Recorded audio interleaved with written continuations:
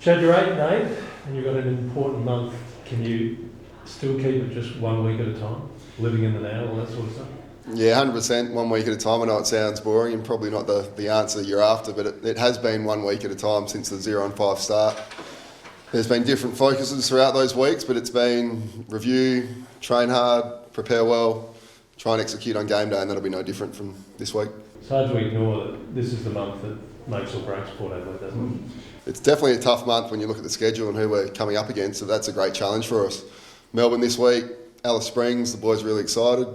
The last time we played Melbourne, it was the inability to score that really cost us. I thought we defended as a team quite well. They're having their issues scoring as a team at the moment, so it should be a good battle in a spot that we're really excited to go to.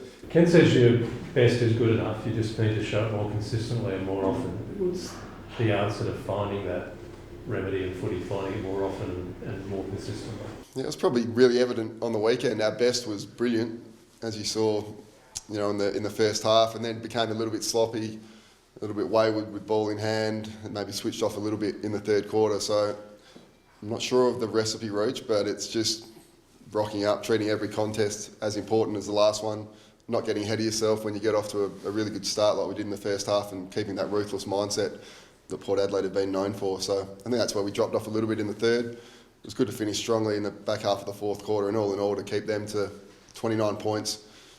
A team that had been attacking really well since McVeigh took over was a great result. Is playing Melbourne in Alice Springs, is that a small advantage for Port Adelaide? You'd probably rather play them there than an MCG where they've got all the support. In saying that, we love playing at the MCG. Can't remember the last time we played in Alice. I remember being there. Obviously the weather's going to be good, which will be a nice change up, and we love playing in different venues. I remember the crowd being really passionate, being a lot of Port supporters there for a place that we don't go to too often. So like I said, the boys are quite excited about it. Is this the week that you bring back Scotty for Big Mac's gone? Yeah, well, Scooter's put himself obviously up for contention. He performed reasonably well in the SNFL on the weekend. In saying that, Charlie and Jeremy are doing their job and doing it really well. So I know the midfield coaches are really happy with the mix we have in there in terms of our rucks. But Scooter's performed really well over a period of time for us. So that'll be an interesting call come selection in the next couple of days. Has Charlie been a ruckman all along, and he would just be playing as a key forward? Well, I love some of the stuff he was doing as a key forward. The presence he's given us over the last couple of years has been really important for us. But with Charlie pushing into the ruck and doing what he's done there, it's given Todd a lot more exposure in the forward line. It's given Mitch more opportunities, and Jeremy when he's been there as well. But what I've loved is Todd really taking the forward line, treating it like his own, and the way he's performed over the years has been brilliant. If it wasn't Gordon Jackson, would it be an easy decision? As in, would Scotty ideally have 2 or 3 weeks of stand up against her? Yeah, it would make it a little bit easier if they didn't have the height disadvantage that you'd find when Jeremy goes up against them in the centre bounce. So that'll be a discussion. Ideally, probably Scooter would have one more. But I think he ran out the game reasonably well, and from what I saw of the game, performed quite well. But like I said, the rucks are going very well and performing strongly. So until we get to selection in Wednesday, we won't really know. Is this as pleased as you've been all year with the backs? They're solid. They've been really good. I think I got quoted maybe after round 2 or round 3 that I wasn't happy with some of the performances, and that got some exposure. As a group, I love their mindset. They work really hard. They train hard. They're very switched on in meetings. Understand footy. It's really impressive the way they see the game. So all in all, it's been a solid year for the backs and our team defence. Even after that 0-5 start, our team defence numbers, the way we're holding opposition and restricting their score has been pretty impressive over the last couple of months. Has that been the key change, the team defence, from 0-5? That's allowed you to get at least back in the season and be a chance of finals? Yeah, I remember after it was either round 5 or round 6, Kenny came in with a focus to my backline and team defence meeting, and he gave me some really key things to focus on in terms of the way we were defending the ground as a team. And we got some really quick shifts with that. So Kenny's been really passionate about that since. And from my time being back at the club, when we defend well, when we defend as a team, we normally get the result. So yes, that has been the main shift since that 0-5 start. Can you expand on some of the stuff that Kenny identified? Or you didn't work with me precisely? No, it's just making sure we're all connected as a team. The forwards are buying in, the mids are doing their job, and then obviously makes the backs' job a lot easier when we're getting that help from the forwards and the mids, and we're filling in behind. And then once we win the ball back, obviously resetting and doing our stuff in offence, which does come naturally to this group. How important has Connor Rosie been, and how far do you see his star growing from here? Do you want me to speak as Kane or as Chad? He's been brilliant. Like I said this morning in an interview, when he gets the ball, something good normally happens, and he's so explosive. He evades so well, and hitting the scoreboard now as well, as the great midfielders do, has been super impressive. He's worked really hard on his game and his craft with the midfield coaches. And no doubt one of the form players in the competition. So I love the way he plays, love watching him. Not as big a fan as Kane, but I don't know if anyone is. Motlop and Dersma also looked really good on the weekend. Are they putting their hand up for selection? Yeah, Mott's got a lot of the ball and has had a really good attitude in the last couple of weeks. I think X is starting to move better, and he's did some really nice overhead work, used the ball well and got plenty of the ball as well. So there'll definitely be two that put their names up for selection. It's going to be a bit of a squeeze this week with Bonner coming back and a few others as well. So interesting meetings. Bonner's form before he leave, was that just he could come straight back? Yeah, I was pretty happy with the way he was going. I think his previous 2 games were really solid. But now with Jace coming in and filling a role and performing quite well in his first 2 games, that's going to be another interesting call.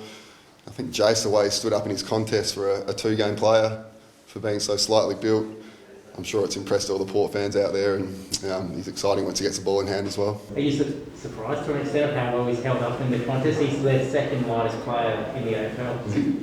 Yeah, 65 kgs they've got him down as. I've seen a bit of that in the Magpies and at our training. He doesn't lose contests, which for a guy that slight is really impressive. His speed allows him to close gaps and just get a timely fist in, and then his recovery once the ball hits the ground is outstanding. So he surprises me just with what he's doing, being that slight, but speaking to his dad Peter, it doesn't surprise him one bit. Peter's really confident in his ability, and I'm sure looking back being a really proud father, which is special having him in the rooms, presenting with him in Guernsey last week. And the Burgoyne name continues, which is great. What did you make of Mark Rashudo wearing a Port band? Yeah, it looked good, didn't it? I never thought I'd see the day, but it was a nice touch to a great night.